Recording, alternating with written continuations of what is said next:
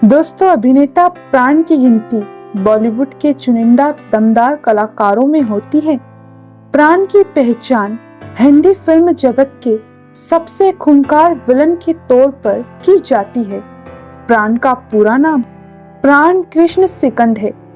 इनका जन्म 12 अगस्त साल 1920 को दिल्ली के बल्ली मारा मोहल्ले में हुआ था। प्राण के पिताजी लाला केवल कृष्ण सिकंद एक सरकारी ठेकेदार थे जो ज्यादातर सड़क और पुल बनाते थे। देहरादून के पास का कलसी पुल उन्होंने ही बनाया था।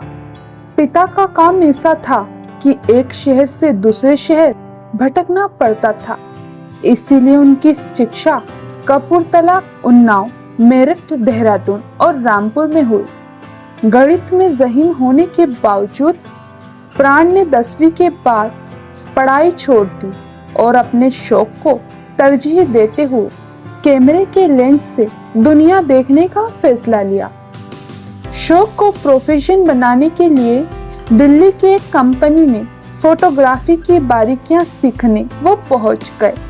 कुछ समय बाद कंपनी ने उन्हें शिमला भेज दिया। शिमला में एक बार काम के सिलसिले में वो रामलीला देखने पहुंचे। घटनाक्रम कुछ ऐसा हुआ कि सीता के रोल को प्राण ने निभाया। प्राण ने जो कभी भी एक्टर नहीं बनना चाहते थे, उनका शौक और जुनून सिर्फ और सिर्फ फोटोग्राफी का था। बता दें कि उन दिनों महिला चरित्र पुरुष कलाकार ही निभाते थे। सीता का रोल करने और अपने अभिनय से दर्शकों को चमत्कृत करने के बाद भी वे एक्टिंग से दूर ही रहे। क्या आप जानते हैं उनके साथ राम का पात्र निभाने वाले अभिनेता कौन थे? वो थे फिल्मी विलन मदन पुरी। बहरहाल कुछ समय बाद कंपनी ने उन्हें लाहौर भेज दिया। प्राण सिगरेट के बेहद शौकीन थे। वो 12 साल की उम्र से ही सिगरेट पीने लगे थे। एक दिन लाहौर में जब वो सिगरेट पीने पान की दुकान पर गए तो वहां उन्हें स्क्रिप्ट राइटर वली मोहम्मद वली मिले। वली मोहम्मद उनको घूरने लगे। उन्होंने प्राण से कहा कि मैं एक फिल्म बना रहा हूं, उसका एक किरदार बिल्कुल तुम्हारे जैसा ही है। इसके बाद उन्होंने कागज पर अपना पता लिखकर प्राण को दिया और अगले दिन ऑफिस आकर मिलने को कहा, मगर प्राण ने वली मोहम्मद और उस कागज को जरा भी तवज्जो नहीं दी। कुछ दिनों बाद जब वह वली मोहम्मद से फिर टकराए तो उन्होंने प्राण को याद दिलाया। आखिर प्राण ने अनमने मन से पूछ ही लिया कि वे क्यों उनसे मिलना चाहते हैं। जवाब में वली मोहम्मद ने फिल्म वाली बात बतलाई। दिलचस्प बात यह है कि तब भी उन्होंने उनकी बात को ज्यादा गंभीरता से नहीं लिया, मगर मिलने को तैयार हो गए। आखिरकार जब मुलाकात हुई तो वली मोहम्मद ने प्राण को राजी कर लिया। इस तरह प्राण पंजाब में बनी अपने करियर की पहली फिल्म यमला जट में नजर आए। इसी कारण प्राण वली मोहम्मद को अपना गुरु मानते रहे। ये साल 1940 की बात है। इस फिल्म में अभिनय करने के बाद फिर कभी प्राण ने पीछे मुड़कर नहीं देखा। लाहौर फिल्म इंडस्ट्री में एक खलनायक के तौर पर उभरने वाले प्राण को हिंदी फिल्मों में पहला ब्रेक साल 1942 में आई फिल्म खानदान से मिला। दलसुख पंचोली की इस फिल्म में उनकी एक्ट्रेस नूरजहां थी। बंटवारे से पहले प्राण ने 22 फिल्मों में नेगेटिव रोल किया। वे उस समय के काफी चर्चित विलन बन चुके थे। आजादी के बाद उन्होंने लाहौर छोड़ दिया और मुंबई आ गए। यह उनके लिए संघर्ष का समय था।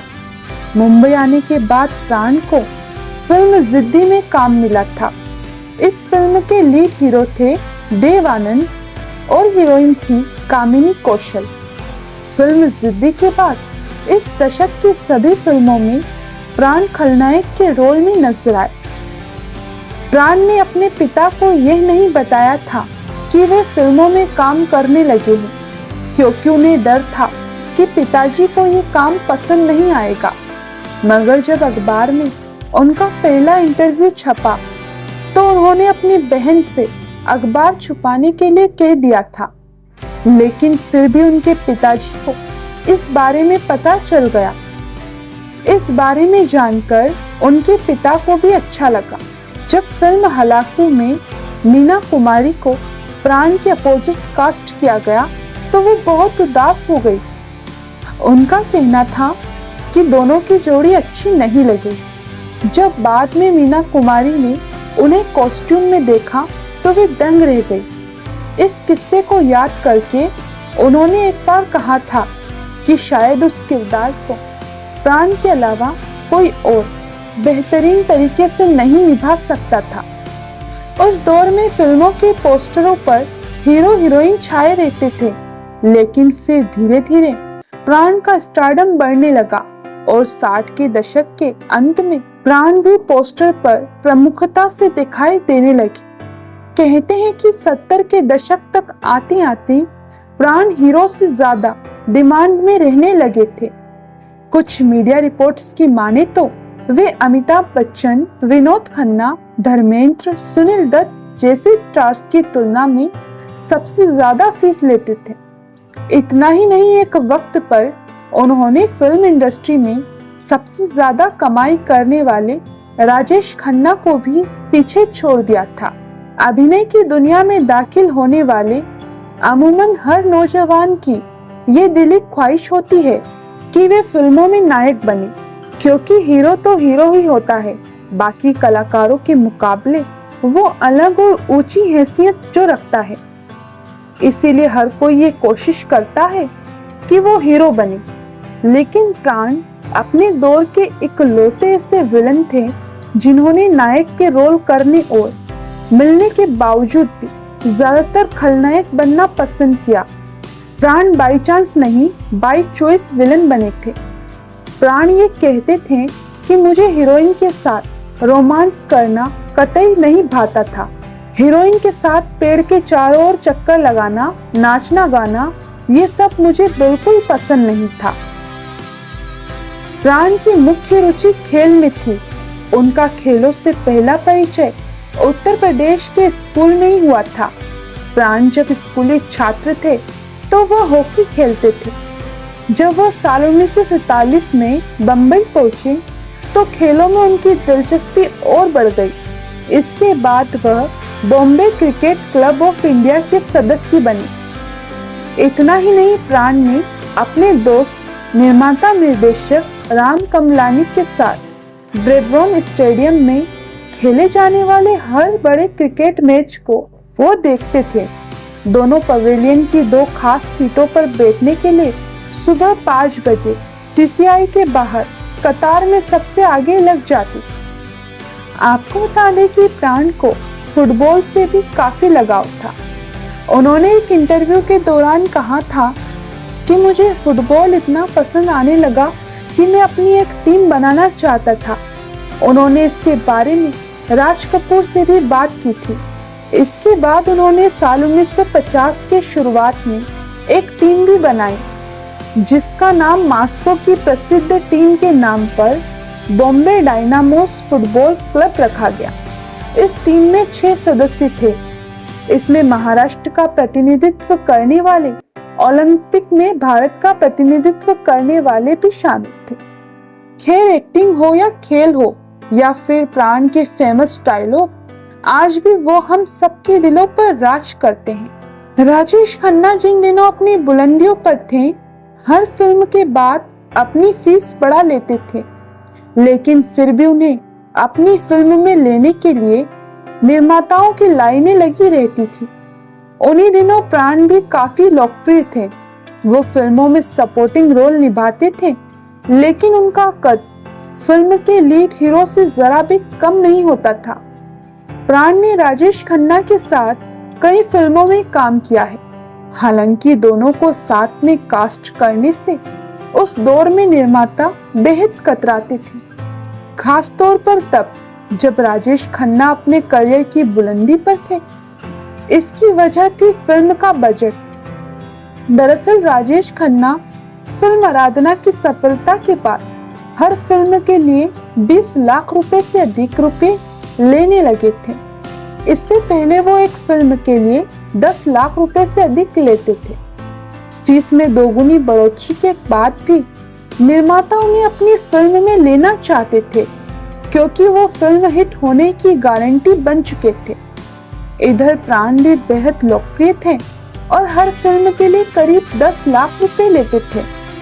प्राण जितनी फीस लेते थे उतना उनके किसी समकालीन सपोर्टिंग एक्टर को नहीं मिलता था।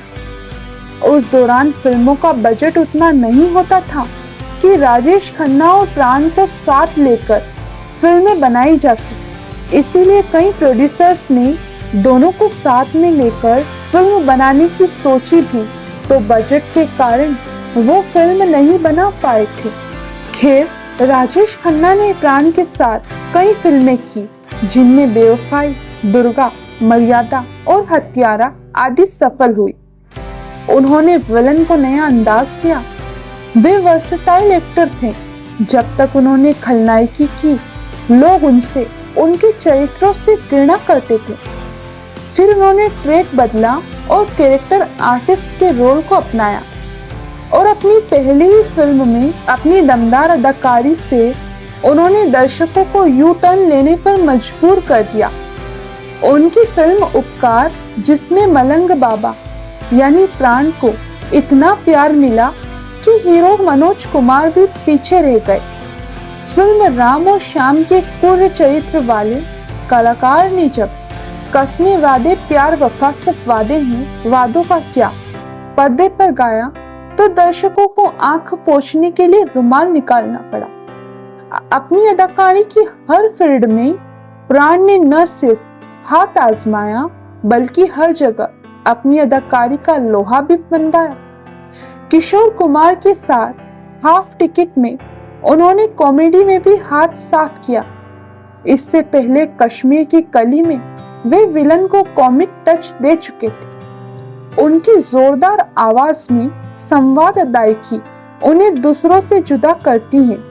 इस इलाके में नए आए हो साहब, वरना शेर खां को कौन नहीं जानता। जंजीर फिल्म का ये डायलॉग उनके फैन आज भी दोहराते मिल जाएंगे। दिलीप कुमार के साथ प्राण ने कई बेहतरीन फिल्मों में काम किया और उनसे ही कॉमेडी भी सीखी। जब दिलीप कुमार की शादी होने वाली थी, तो वो कश्मीर में चल रही शूटिंग को बीच में ही कुछ दिनों के लिए छोड़कर मुंबई चले आए थे। बताते हैं कि फिल्म जंजीर के किरदार विजय के लिए प्राण ने ही फिल्म निर्माता निर्देशक प्रकाश मेहरा को अमिताभ बच्चन का नाम सुझाया था। इस फिल्म ने अमिताभ का करियर पलट कर रख दिया था। इस किरदार को पहले देवानंद और धर्मेंद्र ने नकार दिया था। प्राण ने अमिताभ की दोस्ती के चलते इसमें शेर खां का किरदार भी निभाया। अमिताभ बच्चन के साथ प्राण ने यादगार फिल्में जंजीर, डॉन, अमर अकबर एंथोनी, मजबूर, दोस्ताना, नसीब, कालिया और शराबी जैसी महत्वपूर्ण फिल्मों में काम किया। प्राण से जुड़े कई किस्से मशहूर, जिनमें बताते हैं कि फिल्म जिस देश में गंगा बहती है में प्राण ने डाकू राका का रोल निभाया था। और जब इस फिल्म की शूटिंग दिल्ली में चल रही थी, तो वो एक दिन अपने दोस्त के घर चाय पर गए। दोस्त ने उनकी मुलाकात करवाने के लिए अपनी बहन को बुलाया। बहन ने जब प्राण को देखा तो वो कमरे में भाग गई और कुछ देर बाद प्राण भी उसके घर से लौट गए। रात को जब दोस्त ने कॉल किया और बताया कि बहन उन्हें देखते ही डर गई, इसीलिए कमरे में भाग गई। उसने मुझसे कहा कि ऐसे गुंडे को घर क्यों बुलाते हो, मगर ये बात सुनकर प्राण खूब हंसे थे। अब बताते हैं प्राण की पर्सनल लाइफ के बारे में। दरअसल 18 अप्रैल साल 1945 को प्राण ने शुक्ला सिकंद से शादी की थी। उनके 3 बच्चे हैं, 2 बेटे अरविंद और सुनील और एक बेटी पिंकी। प्राण जब तक जिए दूसरों के लिए मदद को हमेशा आगे रहे। अमिताभ बच्चन के अलावा भी प्राण ने एक बार राज कपूर की भी मदद की थी।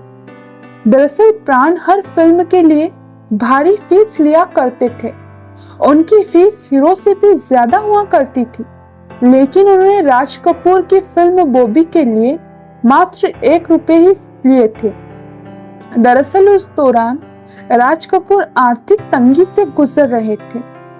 राज कपूर की फिल्म मेरा नाम जोकर बॉक्स ऑफिस पर पिट चुकी थी।